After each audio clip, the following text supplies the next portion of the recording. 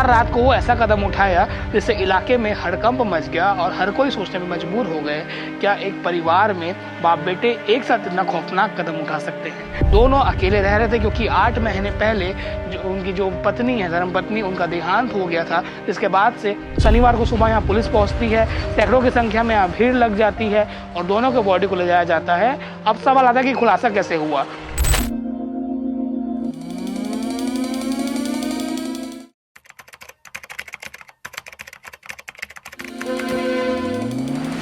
आज की ये खबर उनके लिए है जिनके पास सब कुछ है पर उनको उस चीज की इज्जत नहीं है, क्योंकि जिसके पास कुछ नहीं है वही जानते हैं कि वह कितना सफर करते हैं और वो कितना दुख में रहते हैं।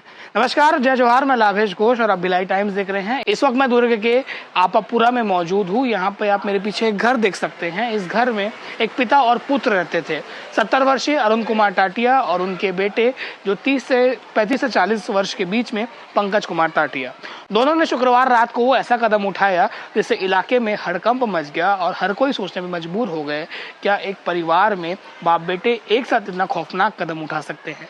दरअसल शुक्रवार की रात इन दोनों ने कीटनाशक की दवाई पीकर अपनी जान दे दी, क्योंकि इन परेशान थे। बेटा जो था पंकज, वो थोड़ा मानसिक रूप से कमजोर था और उसको मिर्गी के दौरे भी पड़ते थे, ऐसी जानकारी मिल रही है। और जो उनके पिता हैं अरुण कुमार टाटिया, उनको भी परेशानी थी, बेड रेस्ट पर रहते थे, ऐसा कहा जाता है। मुश्किल से चल पाते थे, पैरों में तकलीफ थी, पर दोनों अकेले रह रहे थे क्योंकि 8 महीने पहले उनकी जो पत्नी है, धर्मपत्नी, उनका देहांत हो गया था। इसके बाद से खाना पीना भी बाहर से आता था, नाश्ते के लिए अलग कोई ला के देता था और खाना भी कोई अलग आदमी ला कर देता था। क्योंकि उनकी बेटी की शादी जगदलपुर में हो चुकी थी, इसलिए वो दोनों अकेले रहते थे। पर ऐसा क्या हुआ कि एक पिता को अपने बेटे को भी कीटनाशक पिलाना पड़ा, जो अभी तक दावा किया जा रहा है, पुलिस की आशंका जो जता रही है। उसके बाद उस पिता ने भी कीटनाशक पी लिया। दरअसल उनके परिवार जो है वर्धमान हाइट्स में भी रहते हैं और दुर्ग में ये किराए के घर में, जो आपापुरा भोईपारा कहा जाता है, इस घर में नीचे आप तस्वीरों में देख रहे होंगे, उस घर में किराए से रहते थे कुछ महीनों से ही। आना जाना किसी का नहीं था, दोनों तकलीफ में थे क्योंकि जैसे ही उनकी पत्नी का देहांत हुआ था उसके बाद खाने पीने के भी मुश्किल हुआ था, तो खुद खाते पीते थे और आर्थिक तंगी से भी परेशान थे, तो जानकारी मिल रही है। इसके बाद शनिवार को सुबह यहाँ पुलिस पहुंचती है, सैकड़ों की संख्या में यहाँ भीड़ लग जाती है और दोनों के बॉडी को ले जाया जाता है। अब सवाल आता है कि खुलासा कैसे हुआ।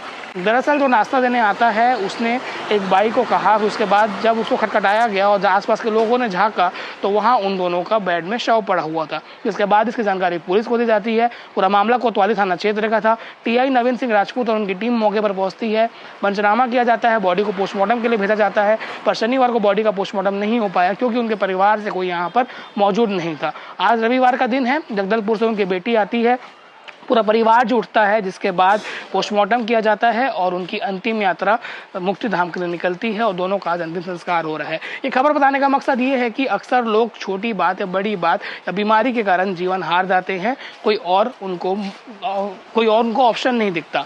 इस केस में एक 70 साल का बुजुर्ग पिता जो खुद असहाय है, पर उसका बेटा जो थोड़ा मानसिक रूप से कमजोर है, उसको संभालने की जिम्मेदारी उन पर थी। शायद अगर उनके बेटे सक्षम रहते, मानसिक रूप से कमजोर नहीं रहते, तो पिता अपने साथ साथ अपने बेटे की भी जान नहीं देते। तो ये एक दर्दनाक, एक दुखद खबर है। इसलिए इससे हमें सीख लेने की आवश्यकता है कि जिसके पास सब कोई है, माँ बाप, परिवार, पैसा, वो अपनी चीज़ों का इज्जत नहीं करते और जब उनके पास वो नहीं रहता उस चीज़ को बेहद कोसते हैं कि काश मेरे पास ये होता, काश मेरे पास ये होता। इसलिए इंसान जहाँ है खुश है, पर ऐसी घटना दोबारा ना हो, इसलिए सभी को सबके बीच में रहने की आवश्यकता है। और जब भी आप परेशान होते हैं, आपके अंदर सुसाइडल थॉट आता है, तो पुलिस की काउंसलिंग है और ऑनलाइन भी काउंसलिंग होती है। परिवार वालों से बात करें, दोस्तों से बात करें।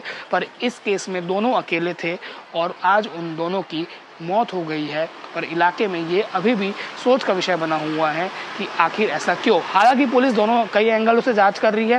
प्रथम दृष्टया सुसाइडल लग रहा है, अब आगे देखना होगा कि तथ्य क्या सामने आते, क्योंकि कीटनाशक अगर उनके पास आया है तो कहाँ से आया जब वो मार्केट नहीं जाते थे।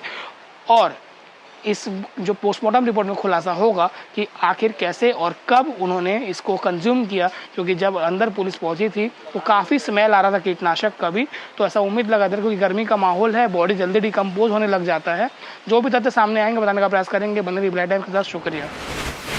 ये वही भोईपारा का वो घर है जहाँ पे पंकज और अरुण तातिया रहते थे। इसी कमरे में उन दोनों की बॉडी मिली है।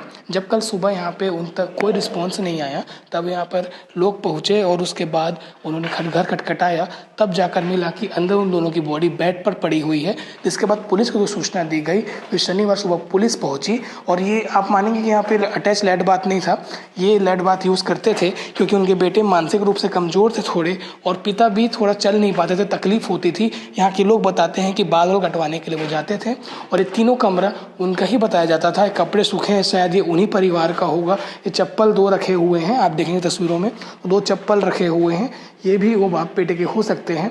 आज उनका अंतिम संस्कार हुआ है, पर सवाल बड़ा यही बना हुआ है कि कीटनाशक उन तक कैसे पहुंचा, क्योंकि पुलिस सुसाइड के अलावा भी कई एंगलों में जांच कर रही है और आगे पीएम रिपोर्ट के बाद खुलासा होगा।